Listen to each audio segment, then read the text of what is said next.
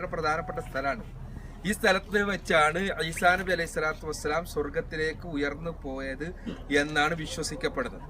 ഈ സ്ഥലത്ത് വെച്ചാണ് ഈസാ നബി അലൈഹി സ്വലാത്തു വസ്സലാം സ്വർഗത്തിലേക്ക്, ആകാശത്തിലേക്ക് ഉയർന്നു പോയെന്നാണ് വിശ്വസിക്കപ്പെടുന്നത്. ഇന്നാ റാഫിയുക ഇലയ്യ, എന്നെ നാം നമ്മിലേക്ക് ഉയർത്തുമെന്ന് പറഞ്ഞതിന്റെ പൂർത്തീകരണമായി ഈസാ നബി അലൈഹി സ്വലാത്തു വസ്സലാം ഉയർന്നു പോയത് ഇവിടെ വെച്ചാണ് എന്നാണ്. കാരണം അദ്ദേഹം പറയുന്നത് 3 കൂട്ടരും ഇത് യേശുക്രിസ്തു സ്വർഗാരോഹണം ചെയ്ത സ്ഥലമാണെന്ന് വിശ്വസിക്കുന്നത് കൊണ്ടാണ് 3 കൂട്ടരുടെയും ശവകുടീരങ്ങൾ ഇവിടെ വരാൻ കാരണം എന്നാണ് അദ്ദേഹം. അസ്സലാമു അലൈക്കും വറഹ്മത്തുള്ളാഹി വബറകാതുഹു. ഹദീസുകളിലോ അല്ലെങ്കിൽ വിശുദ്ധ ഖുർആനിലോ യാതൊരു വിധമായ തെളിവുകളും ലഭിക്കാത്തത് കൊണ്ട് ഇപ്പോൾ എം അക്ബർ യഹൂദിനെയും നസ്രാണിയെയും കൂട്ടുപിടിച്ചുകൊണ്ട് അവരുടെ വിശ്വാസത്തെ ഇസ്ലാമിൽ പ്രചരിപ്പിക്കാനുള്ള, ആ വിശ്വാസവും ശരിയാണ് എന്ന് സ്ഥാപിക്കാനുള്ള ഒരു ശ്രമമാണ് എം അക്ബർ നടത്തിക്കൊണ്ടിരിക്കുന്നത്. വിനാശകാല വിപരീത ബുദ്ധി എന്ന് പറഞ്ഞതുപോലെ അദ്ദേഹത്തിൻ്റെ പ്രവർത്തികളിൽ നിന്ന് നമുക്കിതാണ് മനസ്സിലാകുന്നത്. മുഹമ്മദ് മുസ്തഫ സല്ലല്ലാഹു അലൈഹി വസല്ലം തിരുമേനി പറഞ്ഞു, എൻ്റെ സമുദായം ചാണിന് ചാണായും മുഴത്തിന് മുഴമായും യഹൂദികളെയും നസ്രാണികളെയും പിൻപറ്റാൻ തുടങ്ങുമെന്ന്. ഈ പ്രവചനത്തിന്റെ പ്രത്യക്ഷ പുലർച്ചയാണ് എം അക്ബറിൽ നിന്ന് നമുക്ക് കാണാൻ സാധിക്കുന്നത്. അദ്ദേഹം പറയുകയാണ്, ഈ സ്ഥലത്ത് വെച്ചാണ് ഈസാ നബി അലൈഹി സ്വലാം ആകാശത്തിലേക്ക് എടുക്കപ്പെട്ടത്, സ്വർഗത്തിലേക്ക് പോയിട്ടുള്ളത് എന്ന്. ഇത് ഇദ്ദേഹത്തിന് എവിടുന്ന് കിട്ടിയ വാദമാണ്? ഇദ്ദേഹം നസ്രാണിയായോ? അതല്ല ഇദ്ദേഹം യഹൂദമതം സ്വീകരിച്ചോ? അതല്ലെങ്കിൽ ഒരിക്കലും തന്നെ ഈ സ്ഥലം കാണിച്ചു കൊണ്ട് ഇവിടെ വെച്ചാണ് ഈസാ നബി അലൈഹി സ്വലാം ആകാശത്തേക്ക് പോയത്, സ്വർഗാരോഹണം നടത്തിയത് എന്ന് പറയാൻ ഇതിന് ഇസ്ലാമിൽ വല്ല തെളിവുകളുമുള്ള ഒരു കാര്യമാണ്? വിശുദ്ധ ഖുർആനിൽ എവിടെയെങ്കിലും ഈസാ നബി അലൈഹിസ്സലാം ആകാശത്തേക്ക് പോയെന്നോ സ്വർഗാരോഹണം നടത്തിയെന്നോ വിശുദ്ധ ഖുർആനോ തിരുസുന്നത്തോ എവിടെങ്കിലും പറഞ്ഞിട്ടുണ്ടോ? ഒരിടത്തും പറഞ്ഞിട്ടില്ല എന്ന് മാത്രമല്ല, വിശുദ്ധ ഖുർആനിലും ഹദീസുകളിലും നമുക്ക് പരിശോധിച്ചാൽ ഈസാ നബി അലൈഹിസ്സലാം റസൂലൻ ഇലാ ബനി ഇസ്രായേൽ, ബനി ഇസ്രായേലിന് വേണ്ടി മാത്രം നിയോഗിക്കപ്പെട്ട ഒരു റസൂലായിരുന്നു ഈസാ നബി അലൈഹിസ്സലാം എന്നും അദ്ദേഹത്തിന്റെ ആ ദൗത്യാനന്തരം അദ്ദേഹം സാധാരണ രീതിയിൽ അദ്ദേഹം മരണപ്പെട്ടു പോയിരിക്കുന്നു എന്നുമാണ് വിശുദ്ധ ഖുർആൻ ഈസാ നബി അലൈഹി സ്വലാമയെ കുറിച്ച് പറഞ്ഞിട്ടുള്ളത്. ഈ ഒരു കാര്യം മുഹമ്മദ് മുസ്തഫ സല്ലല്ലാഹു അലൈഹി വസല്ലം തിരുമേനിയും പല രീതിയിലായി വ്യക്തമാക്കിയിട്ടുള്ള ഒരു കാര്യമാണ്.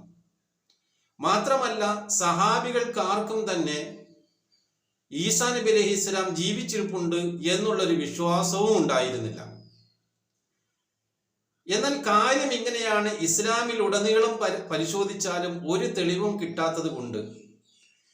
എന്നാൽ മുസ്ലിമീങ്ങളെ ഇങ്ങനെ വിശ്വസിച്ചു വരുന്ന ഒരു സാഹചര്യം കൊണ്ട് അങ്ങനെ വിശ്വസിപ്പിക്കുന്നതിന് വേണ്ടി യഹൂദികളെയും നസ്രാണികളെയും പിന്തുടർന്നുകൊണ്ട് അവരുടെ വിശ്വാസം എടുത്തുകൊണ്ടാണ് ഇദ്ദേഹം ഇവിടെ പ്രചരിപ്പിക്കുന്നത്. അതിന് അദ്ദേഹം വിശുദ്ധ ഖുർആന്റെ ഒരു വചനം അവിടെ പാരായണം ചെയ്യുകയാണ്. അതായത് അദ്ദേഹം പറയുന്നു, ബൽ റഫഉല്ലാഹി ഇലൈഹി എന്ന് പറഞ്ഞിട്ടുണ്ട്. ആ പറഞ്ഞത് ആകാശത്തേക്ക് പോയി എന്നാണ് എന്ന് ജനങ്ങൾ ധരിക്കുന്നതിന് വേണ്ടിയാണ് ഈ ആയത്ത് കൂടി അവിടെ എടുത്ത് ഉദ്ധരിച്ചത്. വിശുദ്ധ ഖുർആനിൽ ബൽ റഫഉല്ലാഹി ഇല സമായി എന്ന് പറഞ്ഞിരുന്നെങ്കിൽ അദ്ദേഹത്തിന് പറയാമായിരുന്നു ആകാശത്തിലേക്ക് എടുത്തു എന്ന് ഖുർആൻ പറഞ്ഞിട്ടുണ്ട് എന്ന്. പക്ഷേ എന്ത് ചെയ്യാൻ, ഇവിടെ പറഞ്ഞിട്ടുള്ളത് ഇലൈഹി എന്നാണ്, അള്ളാഹുവിലേക്ക് ഉയർത്തി എന്നാണ്. അള്ളാഹുവിലേക്ക് ഉയർത്തുക എന്ന് പറഞ്ഞാൽ അത് മനുഷ്യന്റെ പ്രത്യക്ഷമായ ഈ ശരീരം കൊണ്ടുള്ള ഉയർത്തലല്ലോ. മനുഷ്യന്റെ ശരീരം കൊണ്ട് ഈസാ നബിയെ ഉയർത്തിയിരിക്കുകയാണ് ഇലൈഹി എന്നത് പറഞ്ഞതുകൊണ്ട് ഉദ്ദേശിക്കുകയാണെങ്കിൽ, അതിനർത്ഥമാക്കുകയാണെങ്കിൽ, അങ്ങനെയാണെങ്കിൽ ലോകത്തുള്ള എല്ലാ മുസ്ലിമീങ്ങളെയും അള്ളാഹു അവരുടെ ശരീരത്തോടു കൂടി തന്നെയാണ് ആകാശത്തിലേക്ക് എടുക്കുന്നത് എന്ന് പറയേണ്ടത് അനിവാര്യമാണ്. കാരണം നമ്മളെല്ലാം 5 നേര നമസ്കാരങ്ങളിൽ അള്ളാഹുവിനോട് ദുആ ചെയ്യുന്നത് വറഫഹിനി, നീ എന്നെ ഉയർത്തേണമേ എന്നാണ്. അപ്പൊ നമ്മളെല്ലാം അല്ലാഹ് ഉയർത്തലാണ് ചെയ്യുക, മരിപ്പിക്കലല്ല ചെയ്യുക എന്ന് നാം പറയേണ്ടി വരും. നാം ഉദ്ദേശിച്ചിരുന്നെങ്കിൽ ആ ദൃഷ്ടാന്തങ്ങൾ മുഖേന നാം അവരെ ഉയർത്തുമായിരുന്നു എന്ന് അള്ളാഹു പറഞ്ഞാൽ ആ ദൃഷ്ടാന്തങ്ങൾ അവരെയൊക്കെ ആകാശത്തിലേക്ക് കൊണ്ടുപോകുമായിരുന്നു എന്നാണ് അതിനർത്ഥം. ഏതായിരുന്നാലും ഈ ഇസ്ലാമിൽ യാതൊരു വിധമായ തെളിവുകളും ലഭിക്കാത്തതിന്റെ കാരണത്തിൽ ഇപ്പോൾ എം അക്ബർ ക്രിസ്ത്യാനികളെയും യഹൂദനെയും കൂട്ടുപിടിച്ചുകൊണ്ട് അവരുടെ വിശ്വാസവും ഇതാണ്, അതുകൊണ്ട് നിങ്ങൾ ഇങ്ങനെ വിശ്വസിക്കണം എന്നുള്ള ഒരു കൽപ്പനയാണ് ഇവിടെ നൽകുന്നത്. എന്നാൽ യഥാർത്ഥത്തിൽ യഹൂദന്മാർക്ക് ഇത്തരം ഒരു വിശ്വാസമാണോ ഉള്ളത്? യഹൂദന്മാർ വിശ്വസിക്കുന്നത് യേശു ആകാശത്തിലേക്ക് പോയി എന്നാണോ? ഒരിക്കലുമല്ല. യഹൂദന്മാരുടെ വിശ്വാസം എന്താണ്? എന്തുകൊണ്ടാണ് ക്രിസ്ത്യാനികൾ യഹൂദന്മാരെ ലോകത്ത് മുഴുവനും കൂട്ടക്കൊല ചെയ്യാൻ കാരണം? അതിന്റെ കാരണം പ്രധാനമായി ഞങ്ങളുടെ യേശുവിനെ, ദൈവപുത്രനെ കൊന്നവരാണ് യഹൂദികൾ എന്നുള്ളത് കൊണ്ടാണ്. അതുകൊണ്ട് അവരെ പല രീതിയിലും ക്രിസ്ത്യാനികൾ കഴിഞ്ഞ കാലങ്ങളിലൊക്കെ ആക്രമിച്ചു കൊണ്ടിരുന്നു. ഇതിന്റെ എല്ലാം കാരണം യേശുവിനെ ഞങ്ങൾ കൊന്നിരിക്കുന്നു എന്നുള്ള അവരുടെ വാദം കാരണമാണ്. മാത്രവുമല്ല, യഹൂദന്മാരാണ് യേശുവിനെ കൊന്നത് എന്ന് ക്രിസ്ത്യാനികൾ വിശ്വസിക്കുകയും ചെയ്യുന്നത് കൊണ്ടാണ്. അപ്പോൾ ബൈബിളിന്റെ നിയമം അനുസരിച്ച് കുരിശിൽ കൊല ചെയ്യപ്പെട്ടവൻ ശപിക്കപ്പെട്ടവൻ എന്നതുകൊണ്ട് ഈ നിയമം അനുസരിച്ച് യേശുവിനെ കുരിശിൽ തറച്ച് കൊല്ലണമെന്ന് ശപിക്കപ്പെട്ടവനാക്കി തീർക്കണം എന്നുള്ളത് യഹൂദന്മാരുടെ അതിനുവേണ്ടിയുള്ള കഠിന പ്രയത്നങ്ങൾ അവർ നടത്തിയിട്ടുണ്ടായിരുന്നു. അങ്ങനെ യേശുവിനെ കൊന്നവരാണ് യഹൂദന്മാർ എന്നുള്ളത് കൊണ്ടാണ് ലോകത്ത് ക്രിസ്തീയ രാജ്യങ്ങൾ മുഴുവനും യഹൂദന്മാരെ കൂട്ടക്കൊല നടത്തിക്കൊണ്ടിരുന്നത്. അപ്പോൾ യഹൂദന്മാരുടെ വിശ്വാസം യേശു ആകാശത്തിലേക്ക് പോയി എന്നല്ല, മറിച്ച് യേശുവിനെ ഞങ്ങൾ കൊന്നു, അദ്ദേഹം ശപിക്കപ്പെട്ടവനായി നൗദുബില്ലാ തീർന്നിരിക്കുന്നു എന്നാണ്. എന്നാൽ ഈ ശപിക്കപ്പെട്ട വാദത്തിനെ ഗണ്ണിക്കുന്നതിന് ഒരു തെളിവ് ഇവരെ പക്കലില്ലാത്തത് കൊണ്ട്, കാരണം യേശുവിനെ കുരിശിൽ തറയ്ക്കുന്നതും യഹൂദന്മാര് ആണ് തറയ്ക്കുന്നത്, മാത്രമല്ല ക്രിസ്ത്യാനികളും യേശുവിന്റെ പിലാത്തോസും ഒക്കെ അതിന് സാക്ഷികളാണ്, കുരിശിൽ തറച്ചിരുന്നു എന്നതിന്. അപ്പോൾ ഈ യേശുവിനെ കുരിശിൽ തറച്ചു എന്നത് ബൈബിൾ വ്യക്തമാക്കി പറയുന്ന കാര്യവുമാണ്.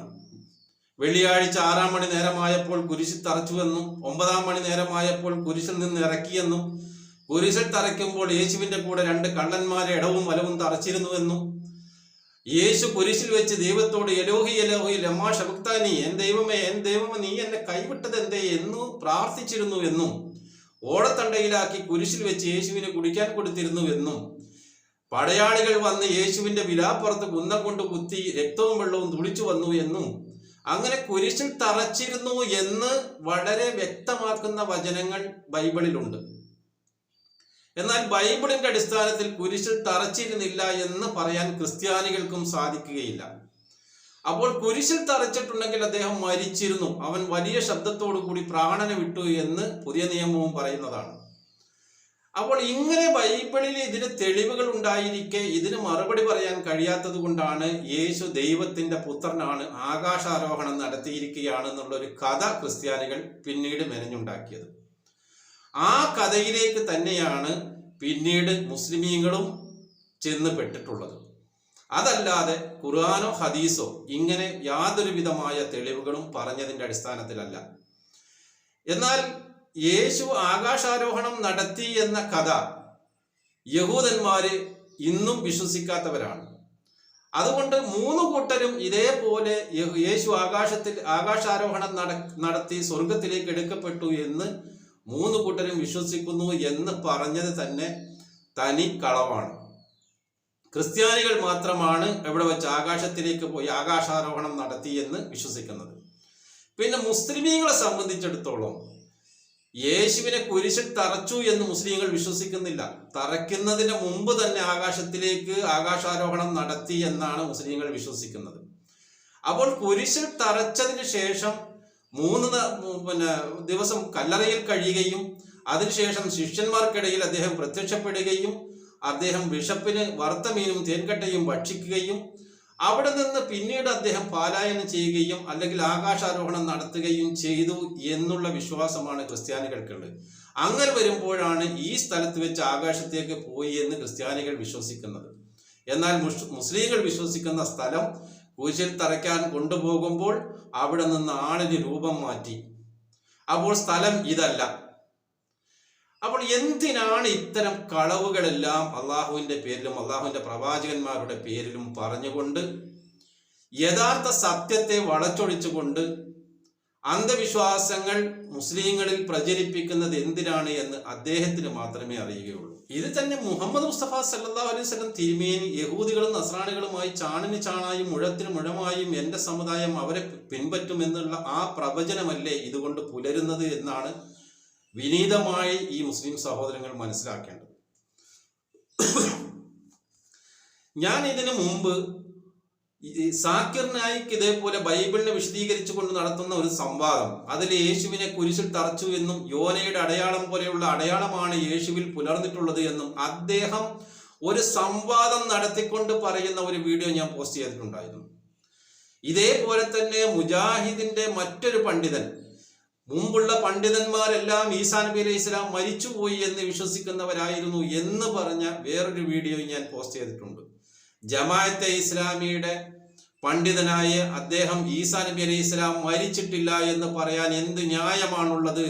വിശുദ്ധ ഖുർആന്റെ അടിസ്ഥാനത്തിൽ അദ്ദേഹം മരിച്ചു പോയിരിക്കുകയാണ് ചെയ്തിട്ടുള്ളത് എന്ന് ജമാഅത്തെ ഇസ്ലാമി പണ്ഡിതൻ പറയുന്ന വീഡിയോയും ഞാൻ പോസ്റ്റ് ചെയ്തിട്ടുണ്ടായിരുന്നു.